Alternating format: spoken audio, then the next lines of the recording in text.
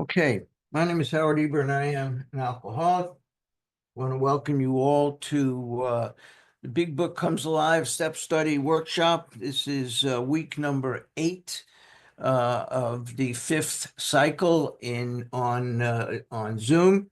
And as you know, we now have our YouTube page up. If you want any of the previous year's cycles, 1, 2, 3, and 4, they're still on recoveryspeakers.com, but we now have all of the new material on our own website, and it's on YouTube. So very easy to find. Just type in thebigbookstudy.com and you'll run into what Andy has set up for us. Okay. We have seems like it's been a long time. We have previously been talking about the problem, the physical allergy that guarantees that we cannot drink without triggering the allergic type reaction, which is craving and wanting more and more. And we also have the obsession of the mind that ensures that we cannot keep from drinking. And if we have a body that says no and a mind that says yes, consequently, we have become powerless. And that's what we've learned from the doctor's opinion. Now, Bill's going to share his story. And just like any 12-step call, the book follows as if it were a 12-step call. It begins with the identification of Bill getting our attention through telling his story, the way he got Dr. Bob's attention by telling his story. And so he begins with this story. And let's take care of some of the biographical information here. Bill Wilson's full name is William Griffith Wilson, Griffith. And I've got to adjust this light here, if you don't mind. Okay. He was born November 26, 1895. 1895, not 1895. He was born in East Dorset, Vermont, Dorset. Bill was married to Lois Burnham Wilson, Burnham. They were married for 53 years. Lois outlived Bill. Bill died January 24th, 1971, at the what I consider premature age of 75. Lois died October 5th, 1988, at the ripe old age of 97. I read Bill's story for 24 years and could not relate to it, not one bit, because what I was doing was comparing. So as we go through it this time, I'm going to suggest, that let's not look for differences. Bill talks about being a stock speculator, and I don't know anything about the market, so I couldn't relate to that. He was a law student, and I certainly can't relate to that. For those of you who are females, he's a man, you can't relate to that. I always thought Bill was an old guy. He was 43 when he wrote this book, so he's not that old. And he was also in the military. And I know it gets tired by telling you this, but I was a short, overweight, asthmatic, nearsighted Jew from New York who'd never been in any form of the armed services. To me, a bayonet was a cute cheerleader from New Jersey. What the hell did I know about these military matters? But when someone suggested that I go through Bill's story and put a little check mark, a pencil check mark next to everything that I did relate to, when I look at it in terms of how Bill thinks and how Bill acts and how Bill drinks, and then if I look at his progression, and we're going to watch his progression through drinking for fun, to drinking to function, to drinking for the worst reason of all, this the seeking of oblivion. We're going to also make note of what I call Bill's descent into hell. The first 9 pages of his story is all about that. And so what I'm suggesting is you put a check mark next to each thing that you do relate to.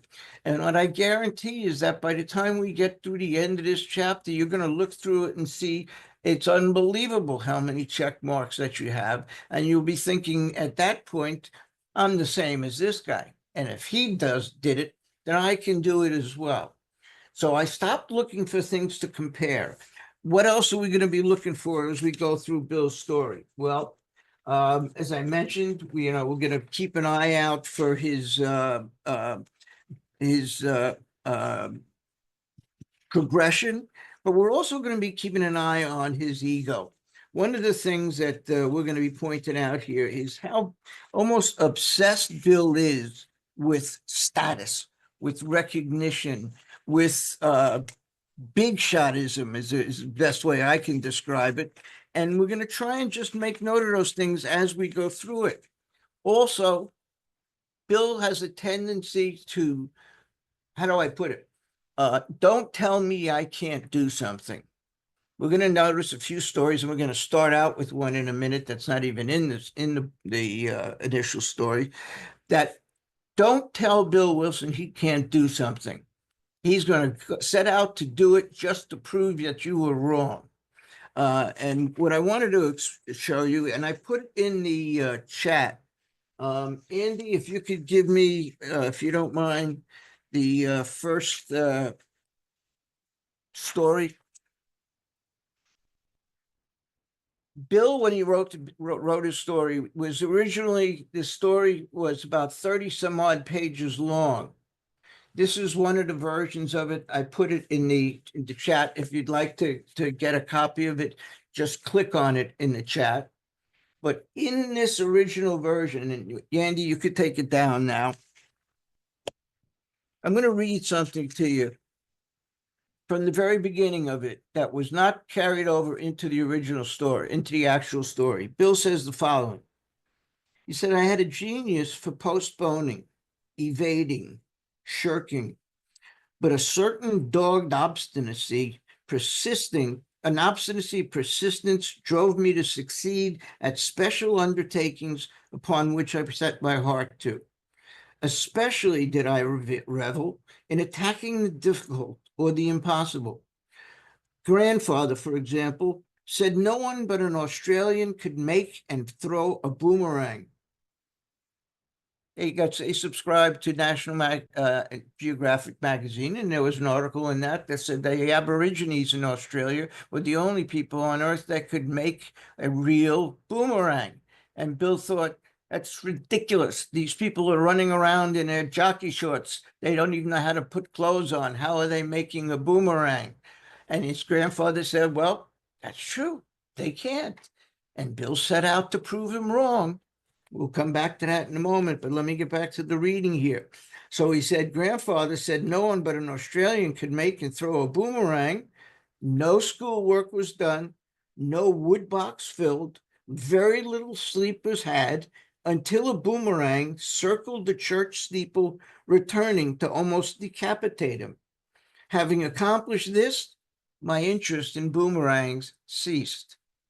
So it was my ambition to be a ball player. He wanted to be a baseball player. The athletic department at the school he was going to said, no, you're too tall for that. You need to be on the basketball team. He said, nope, I want to be on the baseball team. He became the captain of the baseball team. And so he continues here. He says, so it was my ambition to be a ball player, for I was finally elected captain of the team at the little seminary I attended after leaving country school. Someone told me I would never sing, so I took up voice until I appeared in a recital. Then, as with the boomerang, my interest ended abruptly. I commenced to fuss with the violin. He found a violin in his attic, and he told his grandfather, I'm gonna learn how to play this thing. I'm gonna teach myself to play the violin. And his grandfather said, that's ridiculous. Nobody can teach themselves to play the violin. continuing with the story, he says, this became such an obsession that athletics, schoolwork, and all else went by the board, much to everyone's consternation. I carried fiddling so far, I failed to graduate. I was most embarrassed, for I was the president of the senior class. So collapsed a certain legend of infallibility I had built around myself. Don't tell Bill Wilson he can't do something. He's going to set out to prove you wrong. And we're going to make note of that as we go through the story. So let's get started. And like I said, please take note. One of the things that I didn't catch for many years in Bill's story is watching for examples of his quest for status, for his quest for recognition, for his this money and power and big shotism. Watch for his use of hyperbole. Hyperbole is just intentional exaggeration. Not something isn't big, it's humongous. Watch how Bill exaggerates. And basically, watch how Bill is what I call King Bill of the kingdom of William. Watch how he carries himself as if he's the king of a kingdom. And as I said, we're going to look for his progression and identify his deterioration, if you want to call it that. Okay, chapter 1, Bill's story. War fever ran high in the New England town to which we knew young officers from Plattsburgh were assigned, and we were flattered when the first citizens took us to their homes, making us feel heroic. Heroic is one of the examples I'm using of that status, of exaggeration, of hyperbole. And incidentally, the Plattsburgh is in upstate New York. There was a military base there, and that's where he was based. He was a second lieutenant in the coastal artillery. He said, here was love, applause, war, moments sublime with intervals hilarious. Anyone relate to that? Moments sublime with intervals hilarious. It wasn't always bad. It was sometimes was a lot of fun, and that's what he's talking about. So, and it's, I think I mentioned it to make sure you put a little check mark next to these things, but I got a big check mark next to that for certain. But again, take note of the fact that we've gone through two sentences here. One sentence uses the word heroic. The next sentence uses the word applause. Status. Moments sublime with intervals hilarious. I was part of life at last.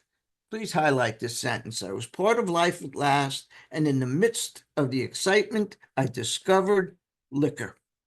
He discovered what it can do for him. That's what he discovered. I forgot the strong warnings and prejudices of my people concerning drink. We're going to see 3 times in like the first page or two where he admits to not listening to something, where he admits to being told something and missing it, not paying attention. And here's the first one of those examples. I forgot the strong warnings of the prejudices of my people concerning drink. So there's number 1, I forgot. In time, we sailed for over there, and please highlight this. I was very lonely and again turned to alcohol. What do normal people do when they're lonely? Seek companionship, right? That's the normal thing to do. Look for somebody to hang out with, maybe watch TV with, maybe go to a movie or something, but you seek companionship. What does Bill do? Crawls in a bottle. Think problem, think solution, think alcohol. When things were good and he was enjoying things, moments sublime with intervals hilarious, alcohol made it better. Now I'm feeling lonely. Rather than going and searching out companionship, he crawls in a bottle. think solution, think alcohol. Okay, I was very lonely and again turned to alcohol. So we have a problematic method of dealing with problems right away. We landed in England. I visited Winchester Cathedral. Please highlight these next two words, much moved. I think this is the greatest understatement in this book, these two words. In Pass It On, Bill gives a much better explanation of that experience. Andy, if you'll give me, I think it's 101. This is an excerpt from Pass It On. It's also in your emails that were sent out. If you didn't receive it, give it time, you'll get it. But this is the way he described much moved. Compare the two. See what you think is a better way of explaining it. He just said much moved. In Pass It On, he says, Bill went into Winchester Cathedral, and inside the great cathedral, the atmosphere impressed itself so deeply on him that he was taken by a sort of ecstasy, moved, stirred by a tremendous sense of presence. I'd been in many cathedrals since and have never experienced anything like it, he said. For a brief moment, I had needed and wanted God. There had been a humble willingness to have him with me, and he came. In that moment, Bill knew that everything was all right, as it should be. Now, how does that stack up with much moved? Huh? Explains it a lot better. And that's what happened. Bill had a spiritual experience, probably his first spiritual experience in Winchester Cathedral. He was in there. He asked for a sign. He felt the presence. He felt compelled to go outside. And when he went outside, he ran into something. And let's see what he ran into. He said, much moved, I wandered outside. My attention was caught by a doggerel on an old tombstone. A doggerel is just a poem. And it said the following: Here lies a Hampshire grenadier who caught his death drinking cold small beer. A good soldier's ne'er forgot whether he dieth by musket or by pot. Now, let's take a look at what a couple of things. Thank you, Andy. That's what the actual headstone looks like. Now, the World War I ended around 1918. This book was written around 1938. So there's at least 20 years of a gap between when Bill saw this headstone and when he sat down and wrote what we're reading now. So let's compare the two things and see what a great job he did. And bear in mind, he didn't have Google. He couldn't just go to the encyclopedia and look it up. It had to have made as much of an impression as possible for him to remember it this way. Here's what he says in the book. We just read it. It says, here lies a Hampshire grenadier who caught his death drinking cold small beer. A good soldier has ne'er forgot whether he dieth by musket or by pot.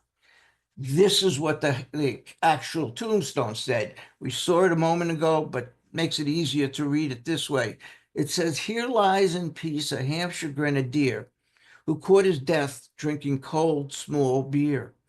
Soldiers, be wise from his untimely fall, and when you're hot, drink strong or none at all. An honest soldier ne'er is forgot whether he die by musket or by pot. Missed the point. Andy, if we'll go back to the front for a minute. This guy died from drinking cold, small beer. Why is that significant? Well, in those days, before public sanitation, disease, in particular cholera,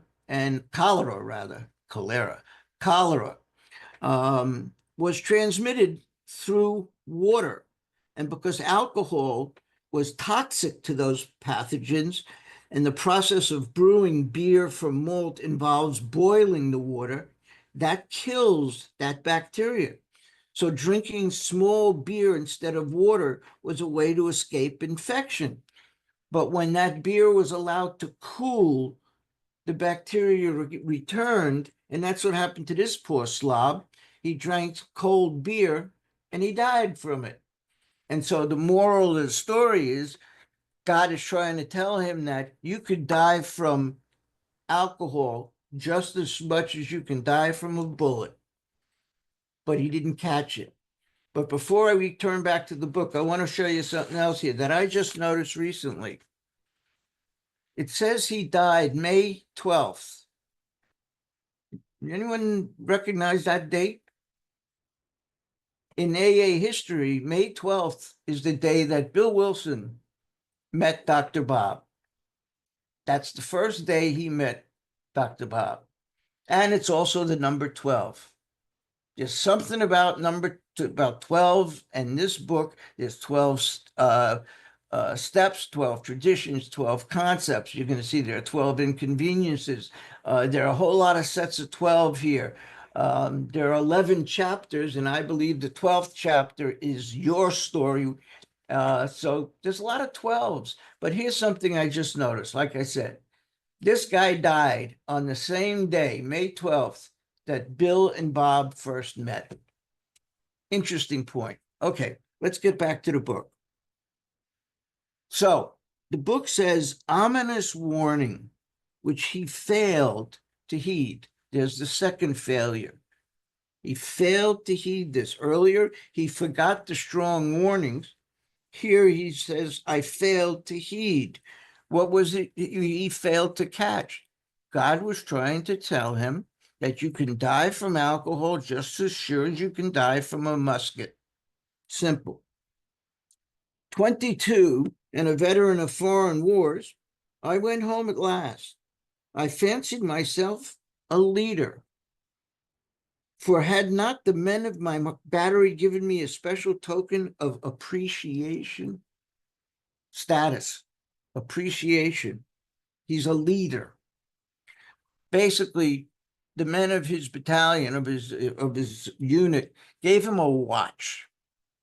That watch is available to be seen at Stepping Stones in Katona, New York, the museum home that was where Bill and Lois lived most of their later years. That watch is there to be seen. It's nothing special, but Bill took that as a symbol of something. He said he was a leader. This was a token of appreciation.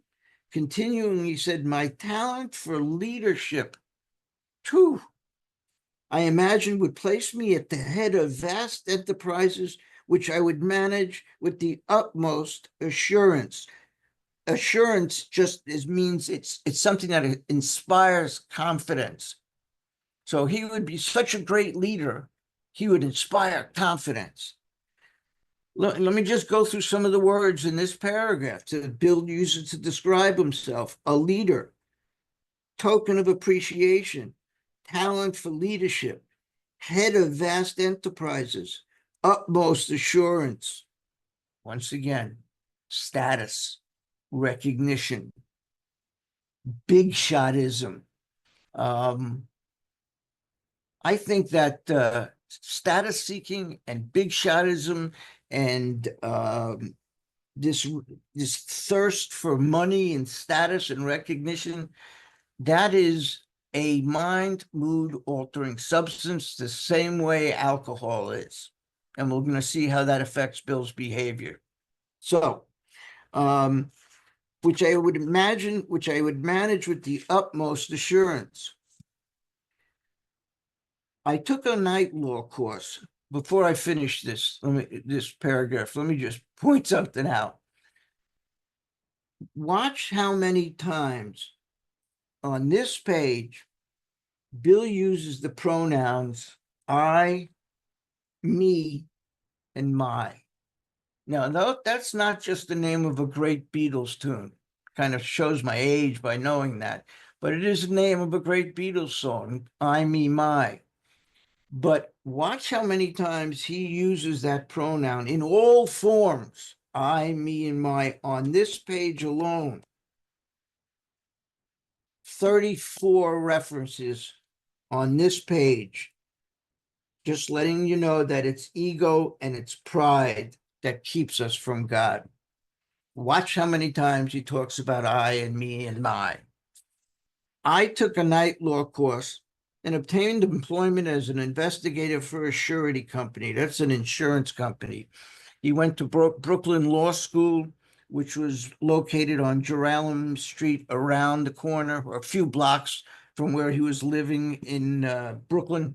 He was living at 182 Clinton Street. This was a couple of blocks away, about a half a mile from that location. That's where he was living. That's where he was going to school. But well, here we go. Please highlight this next sentence. The drive for success was on. Drive. When you're being driven, you're not in control. There's something else in control. If somebody else is driving your car, you're a passenger and you're just along for the ride. Cattle are driven. Bill is driven. And as I said, that drive is a mind mood altering substance every bit as much as the alcohol he drinks. That drive, that determination, that need for recognition and success. So the drive for success was on. I proved to the world I was important. I got a big check mark next to that because I don't know about anyone else. But when I was younger, I was convinced that the world was just sitting there waiting for me to arrive. I didn't know what I was going to do. I couldn't do anything very well, but I knew that the world was just waiting for Howard Eber to arrive to do something great. Anyone identify with that? That feeling based on nothing, that the world is just waiting for me to arrive. Well, I got a check mark next to that because I identify with that. My work took me about Wall Street, and little by little, I became interested in the market. Many people lost money, but some became rich. Why not I? Once again, the drive. I studied economics and business as well as law. Potential alcoholic that I was, I nearly failed my law course. At one of the finals, I was too drunk to think or write, and I highlighted that sentence. I never learned how to study properly. And when I was in college and we had an exam, the way I would study for it is I'd load up on Dexedrine on speed and pull an all-nighter the night before the exam.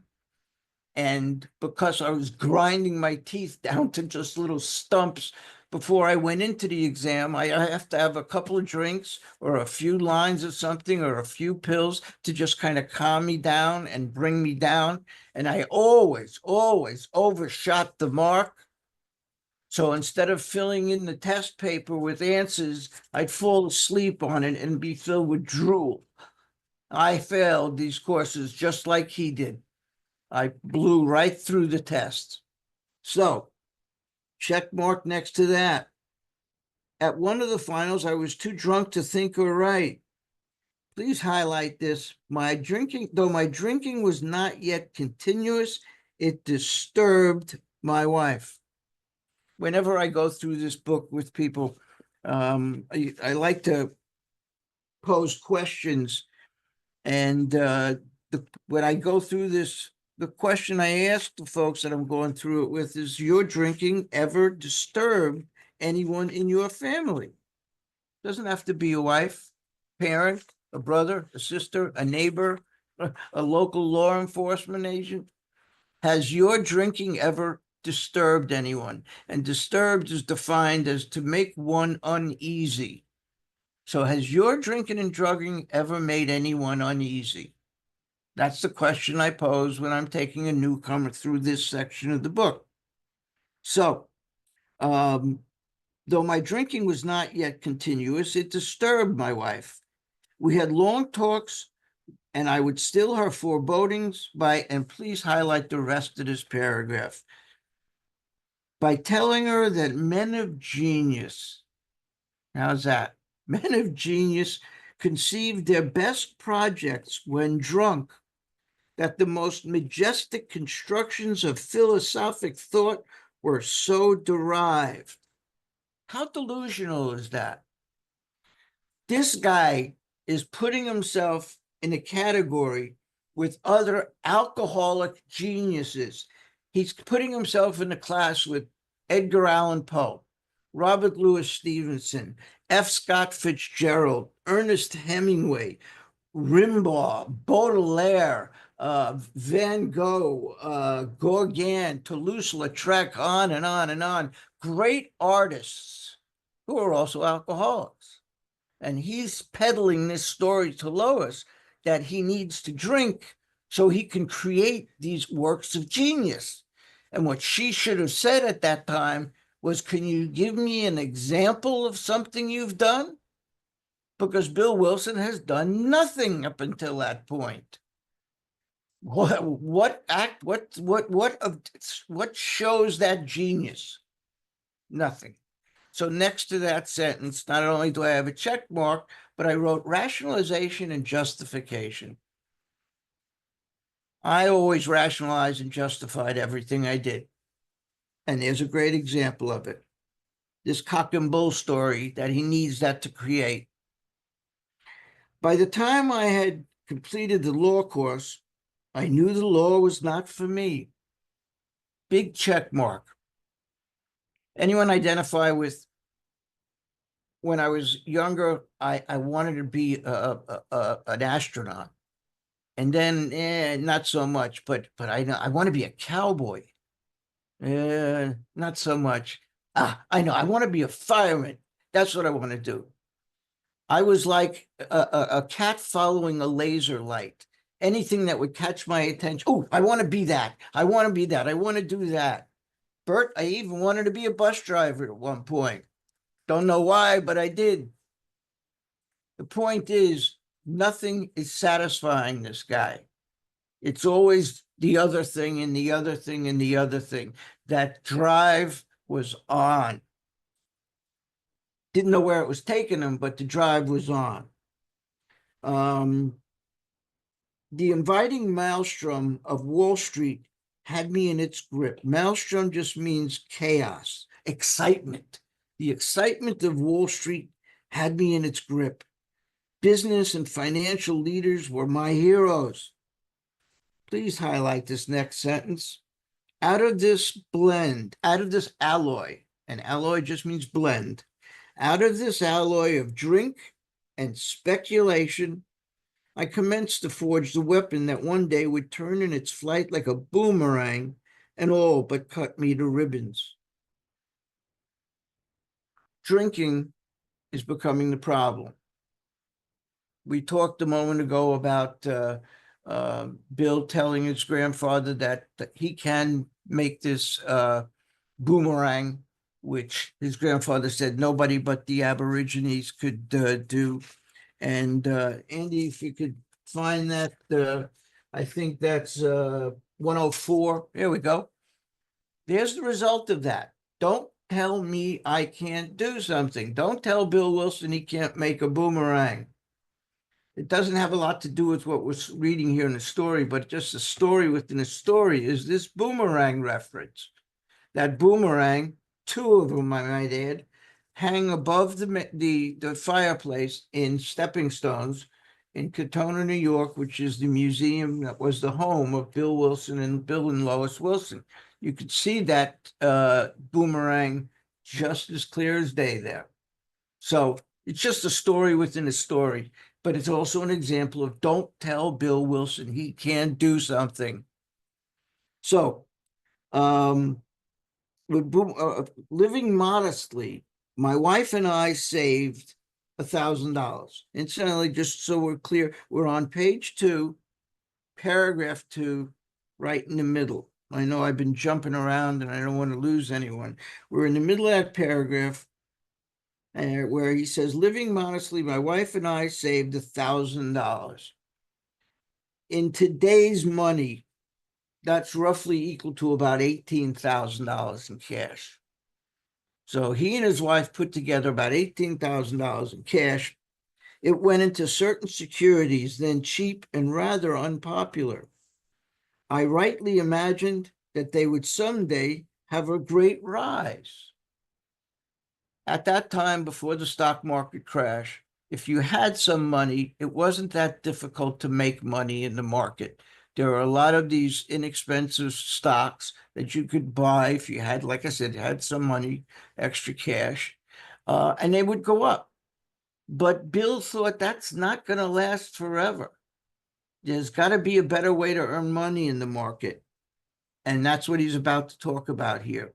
He said, I failed to persuade my broker friends to send me out looking over factories and managements, but my wife and I decided to go anyway. Please underline that last sentence. My wife and I decided to go anyway. Don't tell Bill Wilson he can't do something. And what his idea was this. He figured the market would not sustain the kind of activity that he was talking about, people with a little bit of money investing a little bit and so on, that at some point you're going to need serious money in the market. And you could make serious money if you had knowledge, if you had information about the market. So Bill came up with a theory that he would go out and investigate various companies, big corporations, and he'd ingratiate himself to the people in that community, and he'd find out what was going on in those corporations. If there was any problems, they weren't making as much as they should, he would try and identify what was the problem in the company. And then once he identified the problem, he would identify a solution to that problem. So he'd identify a problem, identify a solution, and then he make a decision to commit a course of action that would produce results, turn it into profit. So his idea about making money in the market was based on ascertaining what the problem in a company is, coming up with a solution to solve that, make a decision to implement a plan of action that achieves results. Does that sound like our steps? It's a real insight into how Bill thinks. And he wanted to convince his friends on Wall Street to fund him. I want to go out for a year, traveling around the country and finding these companies to invest in. And his friends on Wall Street said, we're not going to send you out on a 1-year lollygagging vacation while you guys traipse all around the country. We're not going to, you think we're crazy? So Bill went himself. Like you said, my wife and I decided to go anyway. So he went out, and that's what he tried to do. He and his wife went out on their motorcycle and decided to investigate these companies. Now, let me continue, and I'll show you a few pictures. He said, I just developed the theory that most people lost money in stocks through ignorance of the markets. I discovered many more reasons later on. Andy, if you'll give me 105. Bill and Lois would traipse around the country in their motorcycle. And Lois was a little lady, and Bill was a pretty tall guy. And he would cram into that sidecar, probably have his knees up in his chest. Lois would drive, and Bill would be in the sidecar reading these various business publications, which he'll talk about in a moment. Next picture, if you would, Andy. Lois eventually wrote a diary called Diary of Two Motorcycle Hobos. It is a quite rare of a book. One of the members of our group here was so very, very kind and got me a copy of it. It's one of my prized possessions in my collection. If you ever have an opportunity to get this book, pick it up. It's out of publication. The folks at Stepping Stones are trying to find a legal way to publish it, but at this point, it's not. So if you can get a copy of this book, hang on to it. And what it is once again, it's Lois's diary of her trips with Bill up and down the East Coast doing their investigations. let's put that, we can put it down now. Um, let's continue. He says, we gave up our positions and off we roared on a motorcycle, the sidecar stuffed with tent, blankets, a change of clothes, and 3 huge volumes of a financial reference service. Our friends thought a lunacy commission should be appointed. Perhaps they were right. I had had some success at speculation, so we had a little money, but we once worked on a farm for a month to avoid drawing on our small capital. Let me stop there. The farm is called the Ella, E-L-L-A, Goldfoot, like Goldfinger, Goldfoot. No James Bond in this one. Ella Goldfoot, Goldfoot, dairy farm in Scotia, Scotia, Scotia, New York, that happened to be near the General Electric Research Lab. And so Bill would hang out at the local gin mills, and he befriended somebody in the bar who happened to work in the research lab. And he became so close with this guy that the guy found out about Bill's and his wife's camping out. And he said, you know what? My folks own a dairy farm and they could use help around this time of the year. So you don't have to sleep in the woods. Come work for my folks. They'll give you a roof over your head. They'll give you 3 meals a day. And all you have to do is milk the cows, get the eggs, whatever it is, help them out. And that's what they decided to do. Bill and Lois went to work on that farm. It turns out that the young man who befriended him had a brother, and the brother worked in the research lab at GE. And he took Bill into the research lab to show him what was going on there. Now, today, that would be considered industrial espionage. There's no polite way to put that. He had no right to be there. Now, if you Google later, Google General Electric projects 1925, you'll get an idea of what General Electric was working on in those days. But I'll tell you some of them. They were working on something that later became known as the television. They were working on a Victrola, on a radio. They were working on light bulbs that didn't explode and cause fires. These are major, major projects that Bill found out about before they were marketed. So Bill scurried off and told his friends in New York about these things, and they sunk all kinds of money in it and started making crazy money. But that was Bill's idea. Ingratiate himself, find out about the company, and figure out what the problem is and how to solve it. And in this case, the problem was they weren't getting enough investments. So they got investment company together to invest in this, and they made a fortune. So getting back to the book, that was the last honest labor on my part for many a day. We covered the whole eastern United States in a year.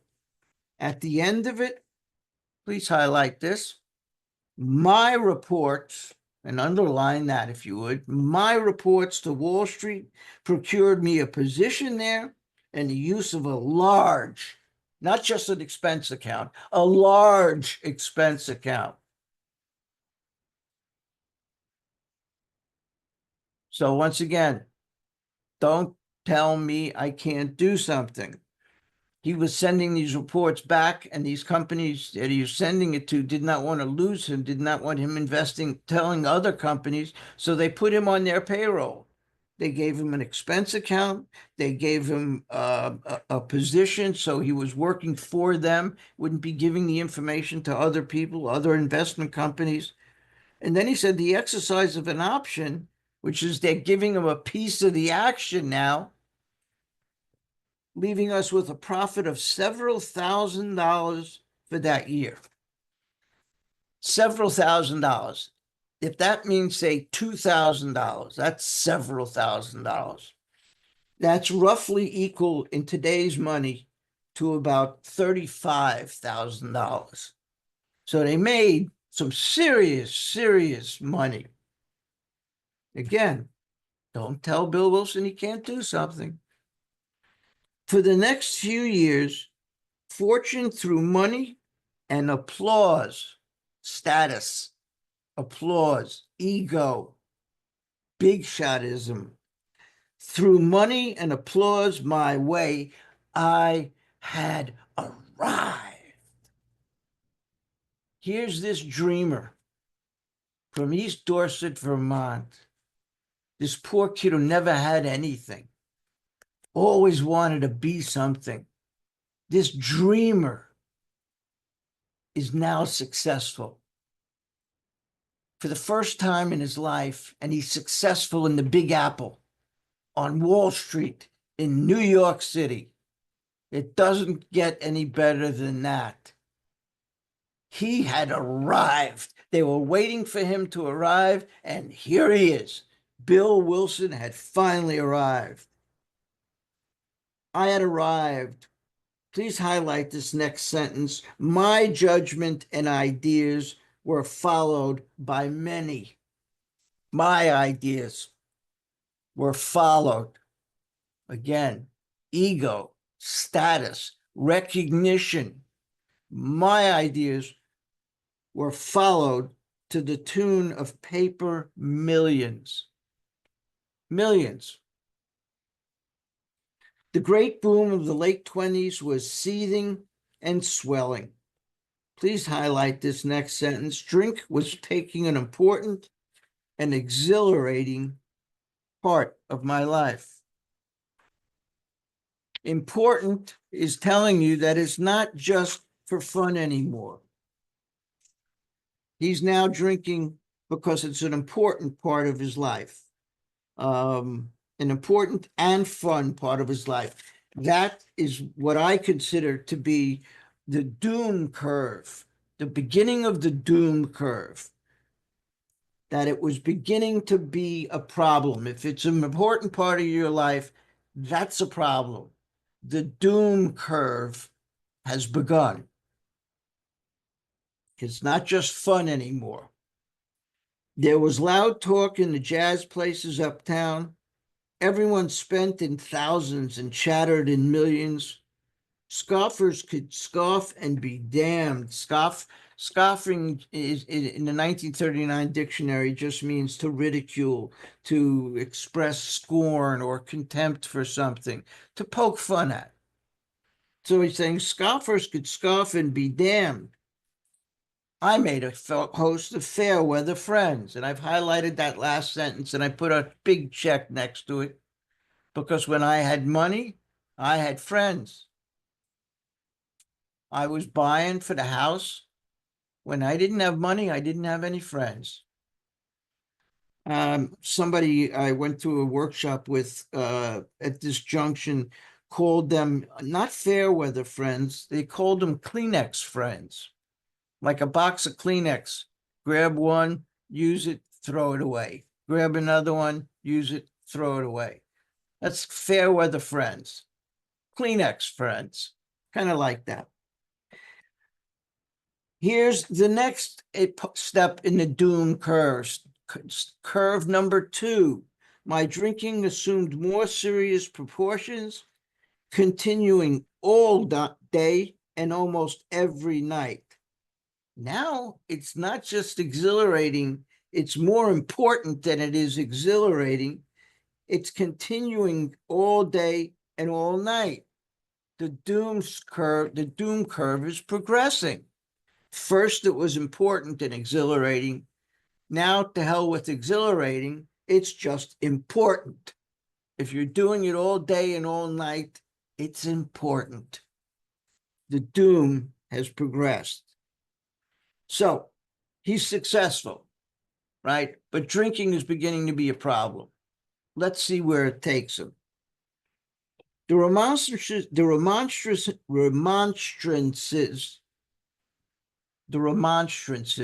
blah, tongue-tied, the remonstrances of my friends terminated in a row, and I became a lone wolf. A row is just a brawl. People Howard, well, excuse me, we've had a request to clarify what doom curve means. Thank you. decline, a decline, deterioration. How's that? Right? It's a deterioration, like something that's on its way down. There's the curve, the doom curve. Deterioration, same thing. Thank you for letting me know that. The remonstrances of my friends terminated in a row, and I became a lone wolf. So his friends are starting to, caution him. Bill, maybe you ought to take it easy. This is getting a little out of hand. And his attitude was, screw you, all of you. I'm just going to go off on my own. And I got a big check mark next to that, because that was the fastest way to get on my bad side, is start to give me a hard time about my drinking and drugging. You were off the list right away. And that's what's happening now. He's choosing the bottle over the friends.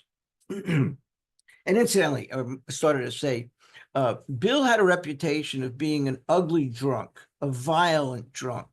He was always getting in fights in bars. He was coming home middle of the night. Lois finding him with a big black eye and cut up face and his knuckles all ground down. Bill getting in a lot of fights. And this is one example of that. His friends, he got in a fight with someone, and that was the end of that friendship.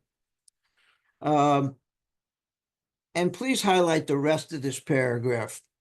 It's only about 4 lines, but it's so cute. He said there were many unhappy scenes in our sumptuous apartment, not just a big apartment or a large apartment, a sumptuous apartment. It was humongous, would be the word they would use today. What happened is Bill was making a lot of money. He bought a house on Park Avenue, but it wasn't big enough. So he bought an adjoining house, a co-op, rather like an apartment. They own these houses. And he busted through the walls between them. So he now had the largest unit in the building, because he wanted to have the biggest unit in the building. He and Lois needed all of that space. So again, status. I gotta have the biggest, the best home. I'm on the best street in New York. All the rich people are living here, but I need the biggest place. So I'm buying an extra one, and I'm busting out the wall, and now I got a gigantic, humongous place. Sumptuous apartment. But here's my favorite part. There had been no real infidelities, for loyalty to my wife, helped at times by extreme drunkenness, kept me out of those scrapes. I think that Bill Wilson defined infidelity the way Bill Clinton did. If you remember, when Bill Clinton was testifying and they asked him about what the nature of his relationship with Monica Lewinsky was, his answer to a grand jury was, that depends on what your definition of is. He got a lot of brass. He really did. And Bill is the same way. I'm curious if Bill Wilson made a list of what would be a real infidelity and what would be an unreal infidelity. What would that list look like? So next to that, I just wrote rationalization and justification. That's what he's doing. And just remember, Bill Wilson had a book called As Bill Sees It. Lois had a book called As Lois Remembers It. And they aren't necessarily the same thing. There would be no infidelity, so loyalty to my wife kept me out of those scrapes. In 1929, I contracted golf fever. we went at once to the country. I read this for a lot of years and I missed a point here. He's not just going to the country, he's going back to Vermont, where he was raised. Alcohol has become a problem in his life. Bill Wilson is going through a geographical change. And that's what I've written next to that. When he says went back to the country, I wrote a geographical. It's not the person that's the problem, it's the environment that's the problem, it's the neighborhood that's the problem, it's other people. So we're going to go back to the country. Everything will be solved now. That's a geographical move. So we went back to Vermont. My wife to applaud while I started out to overtake Walter Hagen. Walter Hagen was the greatest golfer in the world at the time. He was like Tiger Woods or Arnold Palmer or Jack Nicklaus, one of the greatest golfers of his day. And Bill was not only going to take up golf, but he's going to be the greatest golfer of them all. Once again, status, recognition. I'm going to beat the biggest of them all. And then it's kind of amusing, too, when you look at it from a misogynistic point of view. What is Lois's job in this? Bill is going to be the star, and Lois is going to be, oh, how wonderful. Look at how great my husband is. I agree. There is a lot of misogyny here, and this is one of the grossest examples of that. But let's continue. Yeah. Liquor caught up with me much faster than I came up behind Walter. Please highlight and underline, I began to be jittery in the morning. That is doom curve number 3. So far, he said, my drinking assumed serious proportions, continuing almost all day and every night. That's when the curve began. Second reference is the remonstrances of my friends terminated in a row, and I became a lone wolf. Number 3, I began to be jittery in the morning. When you're jittery in the morning, you're jonesing. You're craving something that you don't have and you need it. So after he became a lone wolf, he was jittery in the morning. Basically the DTs began. That's what jonesing is, the DTs. So this is part of that curve, that deterioration curve. Now he's experiencing DTs. I began to be jittery in the morning. Golf permitted drinking every day and night.